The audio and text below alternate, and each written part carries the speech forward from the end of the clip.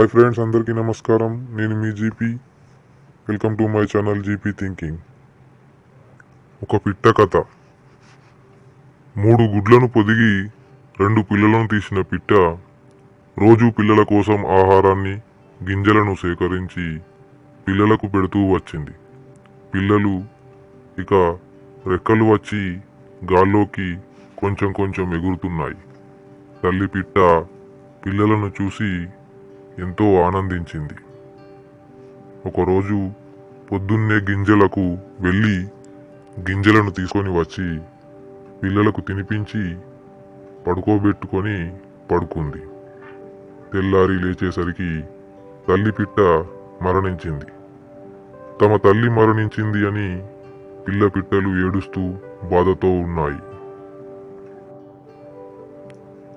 అసలు తమ తల్లి ఎలా మరణించింది, బాగానే ఉండే కదా అని విచారించగా తల్లి పిట్టకు స్నేహితురాలు అయిన మరో పిట్ట మరణానికి వివరణ ఇచ్చింది.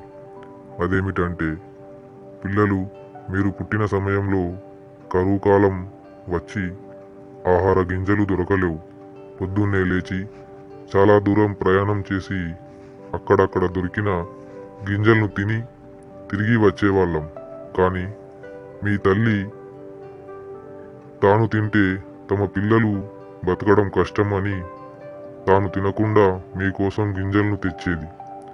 అలా కొన్ని రోజుల నుండి తినకుండా ఉండడం వల్ల శరీరం సహకరించక మరణించింది అని ఆ పిట్ట చెప్పడంతో పిట్ట పిల్లలు గోరున ఏడ్చేశాయి.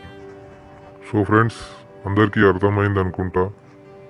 ఒక తల్లికి పిల్లలపై ఉండే ప్రేమ ఇది మీకు నచ్చినట్లయితే మీ ఫ్రెండ్స్కు షేర్ చేయండి, లైక్, కామెంట్ కూడా చేయండి. అలాగే మరిన్ని వీడియోస్ కోసం మా ఛానల్ని సబ్స్క్రైబ్ చేసుకోండి. Thank you.